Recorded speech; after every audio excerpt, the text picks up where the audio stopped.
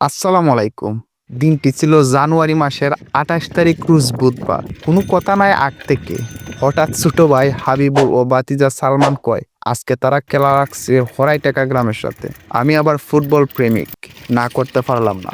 আর যেহেতু আমার গ্রামের খেলা, আর তো কোনো কথা নাই। তাদের কথায় সাড়া দিয়ে আমি বাড়ি থেকে রওনা দিয়ে দিলাম আমার সাইকেলটাকে নিয়ে। এখন চলে আসলাম মাঠে। মাঠে আইসা দেখি আমাদের প্লেয়াররা আইছে, কিন্তু মাঠের যে বিপক্ষ দলের প্লেয়ার আছে তারা এখনো আসে নাই। এইদিকে আবার আসরে আজানের সময় হয়ে গেছে, অলরেডি আসরে আজান দিয়া দিছে। মন রে বললাম, মন আগে নামাজ তারপরে খেলাধুলা। আলহামদুলিল্লাহ আমরা নামাজ পড়লাম, আসরের নামাজ এই হরাইটাকা জামে মসজিদে। মসজিদে আইসা দেখি অজুর ব্যবস্থা নাই।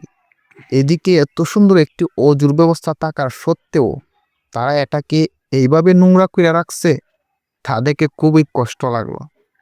নামাজ শেষে চলে আসলাম খেলার মাঠে। দেখি তারা খেলা শুরু কইরা দিছে। মাঠে আসতেই তারা বলল, ভাই উঠেন আপনি। আমার জন্য তারা এক্সট্রা গেঞ্জিও রাখছে। আমি এইদিকে খেলাতে উঠার জন্য প্রস্তুতি শুরু করলাম। এক পর্যায়ে খেলাতে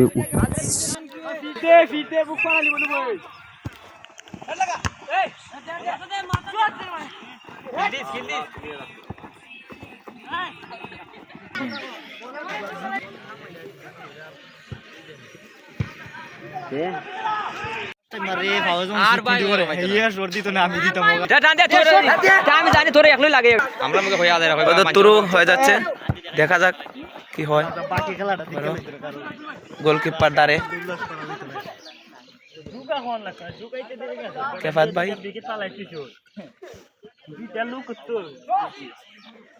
10 নম্বরে শট দিয়ে দিচ্ছে কেফায়ত মিয়া।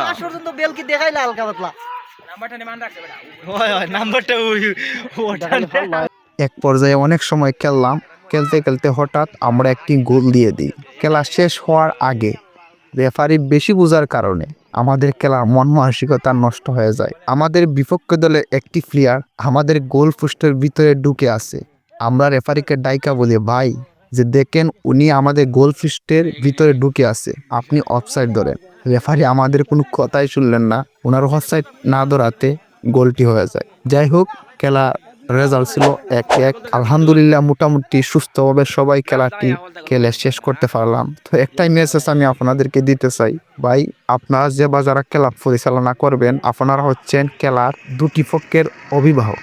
তো আপনারা আপনাদের জায়গা থেকে অবশ্যই যতদূর সম্ভব স্পষ্ট করে খেলাটি পরিচালনা করবেন। আর দ্বিতীয় কথা হলো, ভাই নামাজের সময় যেখানে যেই জায়গাতে হবে এট ফার্স্ট আপনি আগে নামাজটা পড়ে নেবেন, তারপরে না হয় অন্য কিছু।